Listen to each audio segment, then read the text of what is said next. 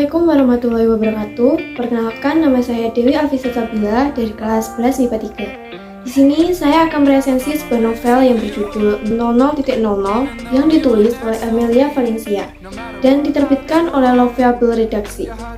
Kota penerbit yaitu Jakarta Selatan dan tahun terbit 2021 dengan jumlah halaman 280. Anugerah Amelia Valencia atau yang lebih dikenal dengan sebutan AMI baru saja merilis bukunya yang berjudul 00.00. Ini adalah karya keduanya setelah ia berhasil mencuri perhatian banyak pembaca di platform Wattpad. Sebagai seorang penulis pendatang baru, Ame memulai karir menulisnya dengan menulis cerita pendek dan membagikannya di Wattpad.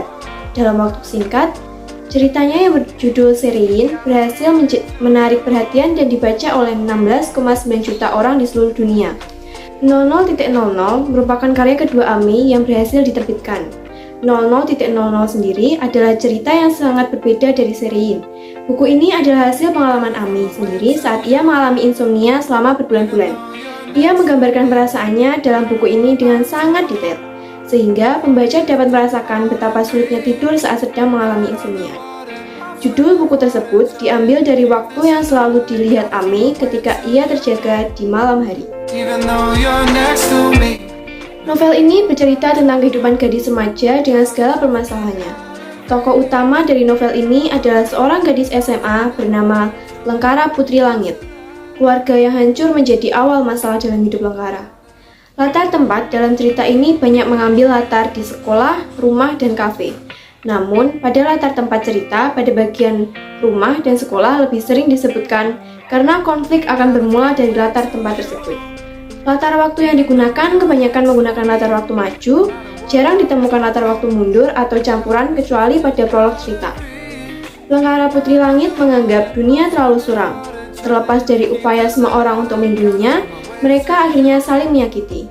Dia ada di jurang yang gelap dan tidak pernah berakhir. Meski menghadapi berbagai konflik, Lengkara tetap bertahan dalam menjalani hidupnya.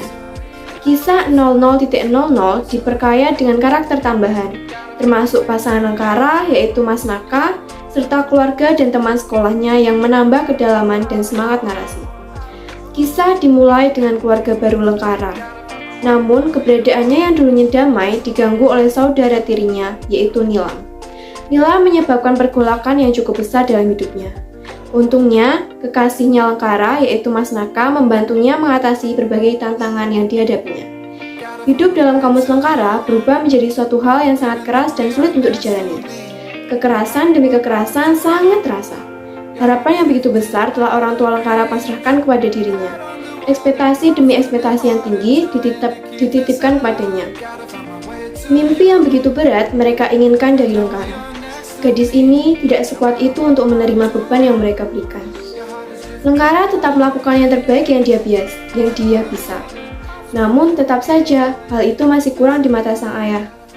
Beratnya hidup yang dilalui Lengkara tidak luput membuatnya mencoba untuk mengakhiri hidupnya. Pil, obat-obatan sudah masuk ke dalam perutnya. Bahkan, Lengkara memiliki masalah kesehatan mental, self-harm, yang berarti dia mencoba melukai dirinya sendiri. Fisik, batin, dan mental Lengkara sudah terluka. Pada akhir cerita, Lengkara mengalami sebuah kecelakaan yang menyebabkan kedua alat penglihatannya menjadi tidak berfungsi, atau buta. Lalu, Mas Naka dengan sukarela mendonorkan kedua matanya kepada Lengkara. Karena Mas Naka tahu bahwa dia hidup sudah tidak lama lagi. Mas Naka diam-diam mempunyai penyakit kanker stadium 3 hingga akhirnya dia meninggal dunia. Lengkara merasa tidak ada lagi yang berdiri di sampingnya. Ia sendirian menghadapi kejamnya hidup. Keluarga, sahabat, bahkan sampai Mas Naka, kekasihnya satu persatu pergi dan meninggalkan gadis itu sendirian. Keunggulan novel ini adalah novel ini dibungkus dengan balutan sastra yang sangat apik hingga siapapun pasti akan jatuh cinta dengan rangkaian diksi yang dirangkai penulis. Selain itu, alur yang disajikan juga membuat cerita ini makin menarik. Dan tentu saja emosi pembaca sangat dipermainkan di dalamnya. Menurut saya pribadi, novel ini sangat cocok untuk dibaca para remaja karena masalah yang disajikan cukup relevan dengan dunia nyata.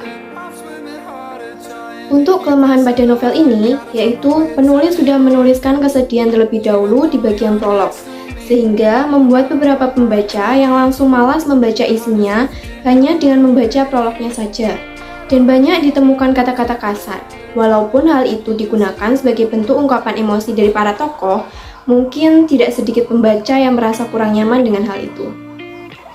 Buku ini sangat cocok dibaca untuk para remaja, tapi tidak disarankan untuk anak-anak yang masih di bawah umur. Saya sangat merekomendasikan untuk membaca novel ini jika Anda adalah penyuka sad ending. Sekian dari saya, ada kurang lebihnya saya mohon maaf. Wassalamualaikum warahmatullahi wabarakatuh.